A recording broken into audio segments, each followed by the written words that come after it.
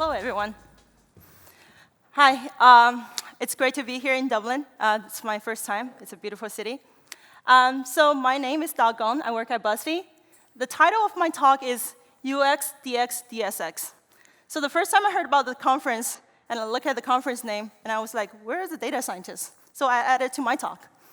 So I'm going to talk about my personal experience building tools and infrastructure for developers and data scientists. So first of all, I want to talk a little bit about myself. As Nick said, I started at Buzzfeed over 5 years ago.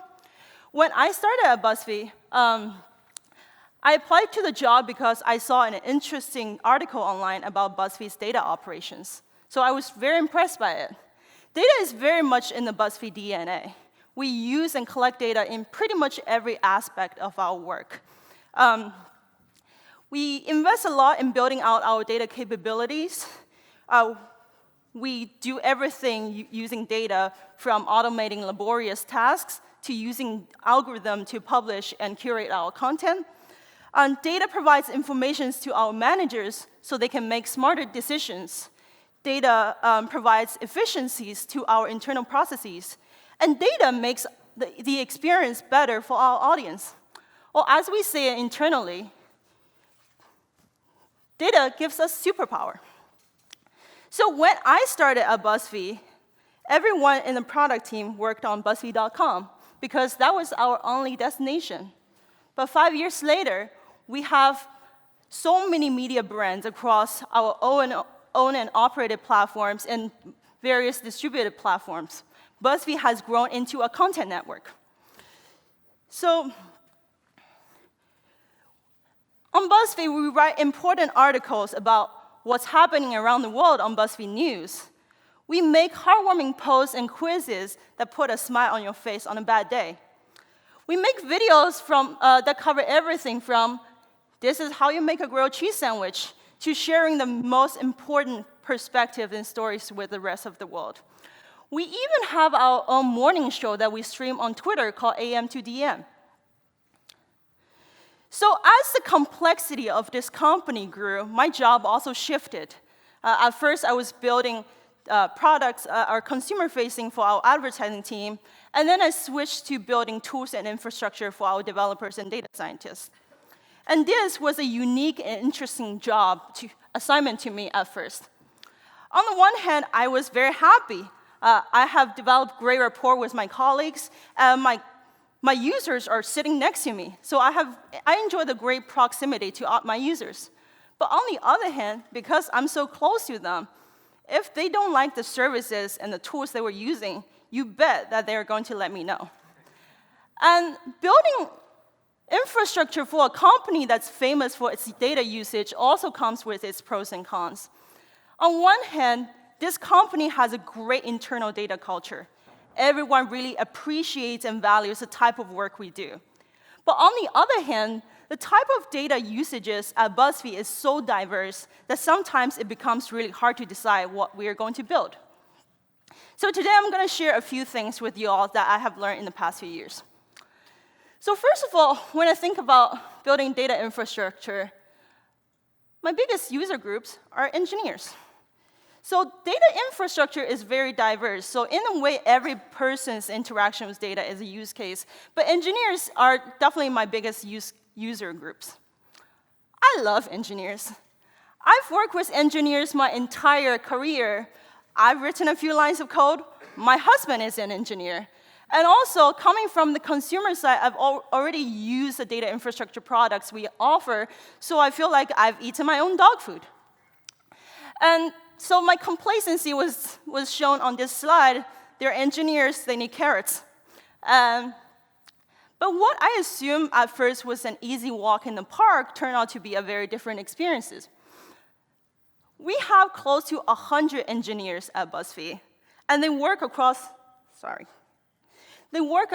10 different product areas.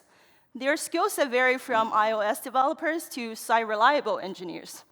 They work on things that are our own operated platforms, internal tools for our staff, and they work on things that are like infrastructure problems. So very soon we realized, wow, our users, our engineers are not doing the things that we expect them to be doing. we realized that they have very different perspective and experience than us. So even though that we see that everyone was using our data pipeline and they're collecting data, the data they collect was not always usable or correct at first. Even though we have many talented engineers across different teams and they have academic computer science background, data is not always modeled with the downstream consumers in mind. And even though we have great transparency in the company, we have a very democratic attitude towards data sharing, people didn't always benefit from the data transparency and open access to data that we expect them to. So we realized we didn't really know our users. And this is another problem that I observed. How many of you here are feature engineers? Anyone? Yes, a few of you. So feature engineers, when you're trying to ship a feature, what's the number one most important thing? Is racing against the clock and get it out the door. So at that time, invisible tasks such as instrumentation or monitoring usually is taking a second seat to getting the feature out the door. So even though nobody would deny that data is so important to every tech company, a lot of times the kind of data collection and instrumentation is a second-class citizen when it comes to feature development. And the other thing that you see on this slide is that a lot of companies like BuzzFeed, we have two different types of groups. We have the feature groups and we have data consumers. And usually these people are two separate people, two separate teams of people. And that creates a misaligned incentive and misaligned understanding. The purpose that you use to collect the data is not always a use case that you have downstream when people are consuming the same data. And so this exacerbates this problem we have with data quality, and this is not only a BuzzFeed problem. So you see here, this is a talk from the former lead data scientist, Peter Skomarok, product management for AI. In this talk, he cited VP of engineering at Salesforce. This is a quote: "Every single company I've worked at and talked to has the same problem without a single exception so far: poor data quality, especially tracking data." And on the right, I have this tweet from Monica Alexander that we laughed about in the office a while ago. And you think data collection is great, and you end up with rows and columns of nulls. And so this is a problem that's pretty pervasive in our industry, and it also applies to us. So how did we solve it at BuzzFeed? We realized that as data infrastructure builders, infrastructure is a vehicle to our data-driven decisions. So we want to make sure that data infrastructure is there to really benefit our end users. We cannot just think about building the most state-of-the-art and the most scalable infrastructure without thinking about downstream use cases. And so the first thing we did is, in addition to thinking about the scalability, the capacity planning, and these infrastructure technical challenges, we started thinking about developer experience, user experience, as one of our top priorities. So we went to talk to our front-end developers, and we started to think about what type of tools can we build them to make data collection tasks error-prone and intuitive. And with that, not only we improve our data quality, we also won the hearts of our front-end developers because we made their life easier. And so we provide not only UIs for them to do data validation, we also have command line tools that we give them. And this kind of conversation organically made everyone started mingling. So we have data producers talking to consumers, we have data scientists, data engineers, front-end engineers, all talking and caring about each other's jobs. And with that, our producer and our consumer incentives are aligned. So now I'm going to talk about my second group of users, which are very dear to my heart, is our data scientist group. So with our data scientist group, our second group of users, I was very conscious because I learned my lessons with engineers. I really want to learn more about them. Engineers and data scientists have a lot of similarities. Data scientists are very technical. They, a lot of times, use the same Python, the same language or the same stack as engineers. But the more you learn about them, the more you see the differences between the two groups. So with engineers, when they start a project, usually they start with something like a product requirement doc, and they make this type of architecture diagram. Before our engineers start building things, they have a fairly good idea about the final product that they're going to have. However, data scientists, even though they use also Python, their work is very different. This is a screenshot of a Jupyter notebook. So our data scientists at Buzzfeed mostly use notebooks on cloud or Jupyter local notebooks to do their work. They iterate on the strategy and approach of their work. When they start on some project, usually they start with the exploration of the data set. They have no idea where they end up going to be. And this is a screenshot I took, and the funny part is that running the algorithm, the data scientist wrote TK, which is really the purpose and the whole point about this notebook. So this is my Irish joke here. To me, our engineers are kind of like Oscar Wilde. They are the Oscar Wilde of the world. They plot incredibly elaborate schemes and plots before they start working, and they kind of work towards that. On the other hand, our data scientist group are like the James Joyce of the world.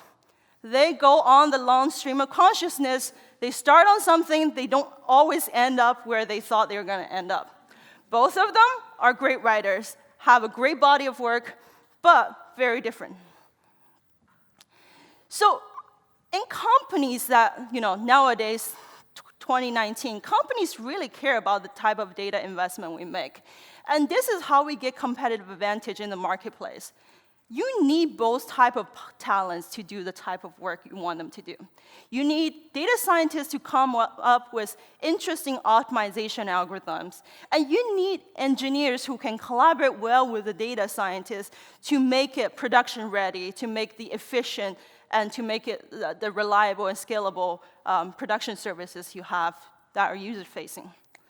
And so to me, personally, this relationship between engineers and data scientists and their collaboration, their workflow, is one of the most interesting user experience problems I face.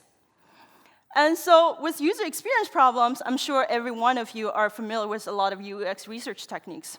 I'm going to talk in the next section a little bit about the techniques that we have used at Buzzfeed and a few things that we have discovered for technical users specifically.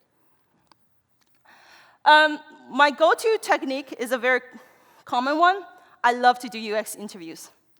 Because I mentioned that my users sit next to me on the same floor, UX interviews is really easy to schedule and conduct with my users.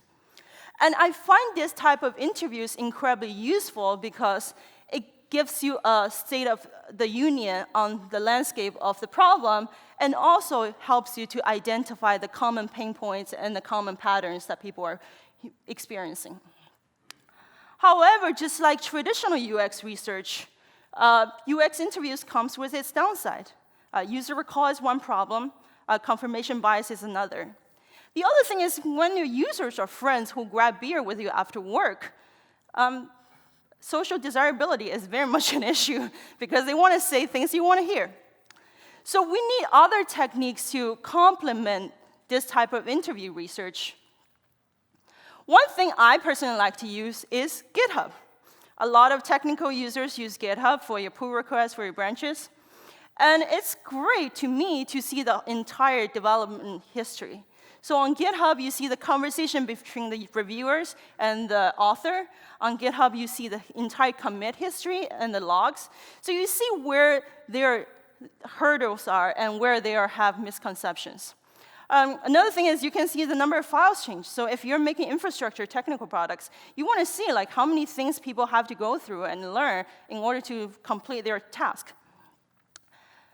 The other thing I really like is using Slack search. So similar to GitHub, Slack is often used in modern technology companies as an internal communication tools. And some companies may use other chat messenger apps. A lot of companies set up these support channels in Slack to help streamline the support process. And this is also great when you search for people's questions about a specific topic. So if you have a GitHub branch and you can cross-reference against Slack, you kind of get the full picture about what's happening when the developer was doing the task. The other thing that I found is that because technical product development is very abstract, it usually spans across a long period of time. People use many different types of services. This type of user journey mapping is really useful to us. It gives a 3,000 feet view of the entire product development cycle.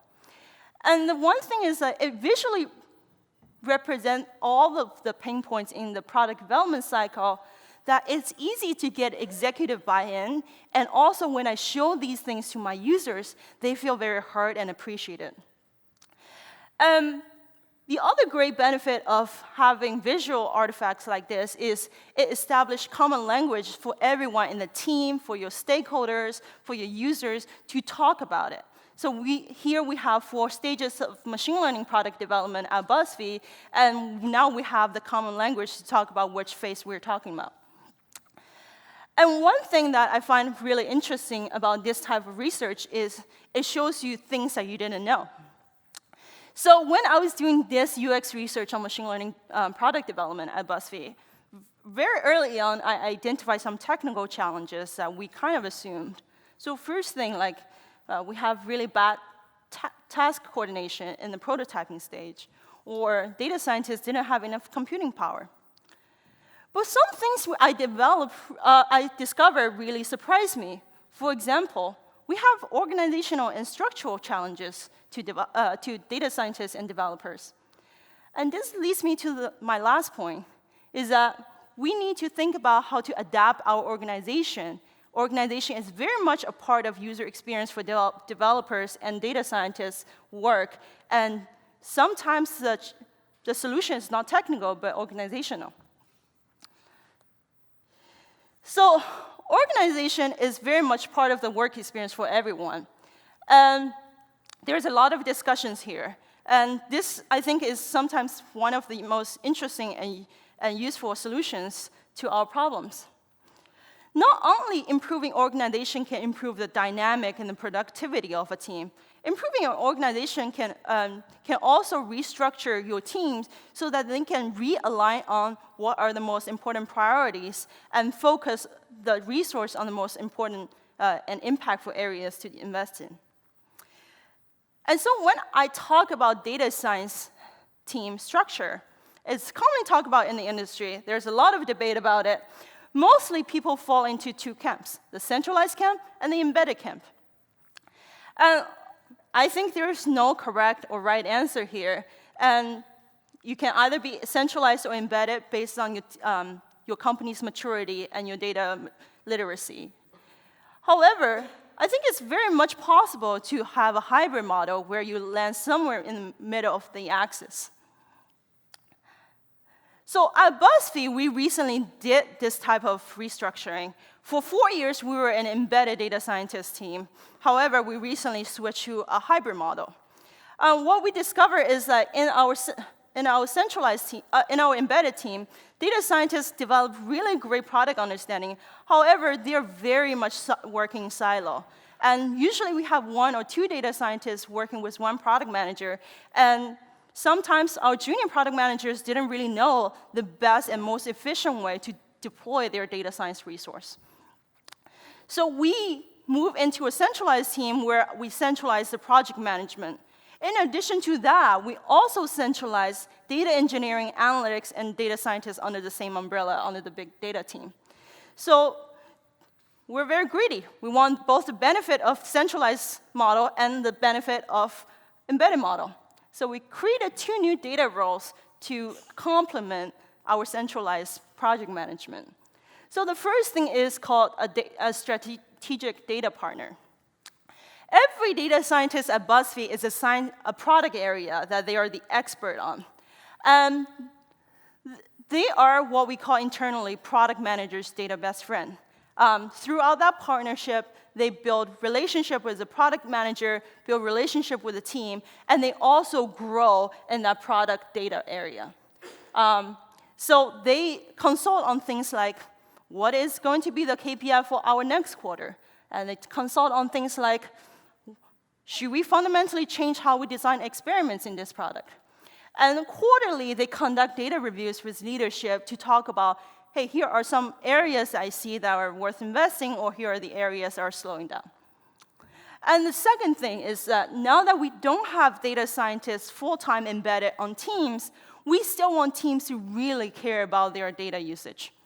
So we borrowed this term from Google, I think, is data steward. So usually that's a PM or an engineer, but we also have designers as data stewards at Buzzfeed. And what they do is they come and form a centralized data council that establishes the cross-organization standards for things like data governance, instrumentation, or data namespace. And then they take that standards and the best practices and go back to their respective products to lead on the, and guide them with the product data responsibilities. Also, there's no data science talk complete without mentioning Monica Rogati's AR hierarchy of needs. So this is very commonly talked about. The big thing is that this is a very daunting diagram. It talks about if you want to get to the tip of the pyramid of doing like really advanced data science, there's a lot of instrumentation, a lot of infrastructure investment you have to do upfront. And a lot of times people talk about the first two levels, the collection and storage level, as at least 2 years of investment. And even at companies like Buzzfeed, who have built out our data infrastructure and invested years to building our data capabilities, sometimes when you get to the top and you're working on a machine learning project, you realize, oh, I don't have the right data. So this is very frustrating, as it feels like a Sisyphean task of getting to the top and having to come back to the first level and rethink again. And so at Buzzfeed, we looked at this, and with our restructure of putting data engineer and data scientists together, we started to rethink about this pyramid. You don't necessarily have to build a pyramid from ground up. It is possible to build a bigger pyramid from a smaller pyramid. So we started looking at projects as slivers that we can add to pyramids. And this is the type of things that sometimes data science work is, you don't know that your prototype is always going to perform better than your production model. And this is scary, because you need 2 years of infrastructure investment, but then at the end of the day, you might not get anything. However, if you look at projects with engineering and data scientists in mind, the type of research and development that data scientists do can become much cheaper, because in a project, you can think about it as, we're working on a new algorithm, but maybe the big goal is to get a feature store. So with a feature store, any future iterations become much cheaper. Or maybe in another project, your goal for the engineers is to think about new ways to test and evaluate in production with much simpler process. So that lowers future investment into data products. So I want to recap my talk. If you take away anything from my talk today, I hope you think that technical users are fascinating as much as I do. I'm incredibly passionate about working with technical users, and I think they're incredibly interesting as a UX problem. The first thing I've learned myself is I need to remove my subjectivity in doing technical user research. The second thing is think outside of the box. Really think about new ways that we can learn more about our users. And think outside of the box about solutions too, because a solution is not always a new product, a new workflow, a technical solution, but a solution might be an organizational solution. And also, I want to mention that we are hiring in New York City, LA, and London. In all disciplines, developers, data scientists, product analysts, you name it. Thank you.